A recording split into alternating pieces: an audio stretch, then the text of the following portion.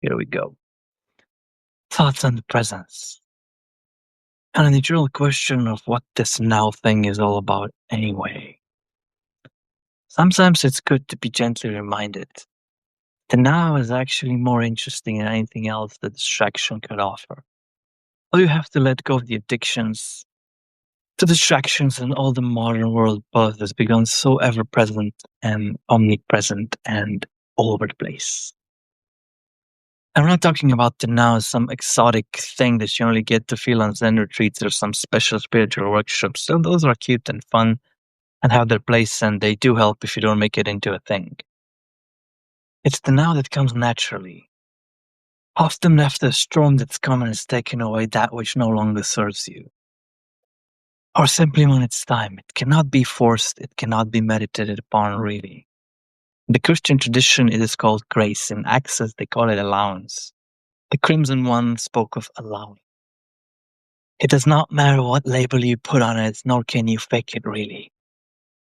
You can try and become like a Tibetan monk that my teacher once told me of, that this monk was all full of love and bliss and light and mantras, but a walking ticking bomb and his aura felt like firecrackers. That's probably not the best way to do Buddhist path. But I can relate. I used to be, and on some levels maybe still am a version of that. Aren't we all? Generalization. But all one can truly do, in my opinion, is bring awareness and kindness and maybe some soul excavation every once in a while in an island of the Northern Sea, thinking one will dance the night away into bliss and fantasy like the great master he is, and then gets instantly humbled pretty fast by the realization of how little his ideas about this and that are embodied, and learning to see that as a gift.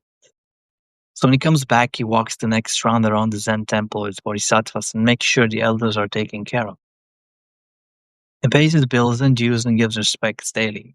And if the dog is sick, he gets medicine. And if help is needed, he provides it and makes that his daily practice.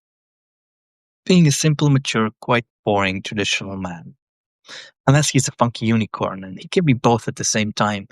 For he knows in his heart of hearts, the place where two rivers meet, where dualities melt and dance, is a good place to live from. Being in the world but not of the world is a shining example of compassion master of love was trying to show us all. Yeshua was his name. So what about the now? I have no idea really. Sit for about an hour a day or more or less and train Aikido or Jiu-Jitsu or MMA or whatever, maybe try it for a decade, and let me know how that goes and how far you get, or whatever else serves humanity and or floats your boat.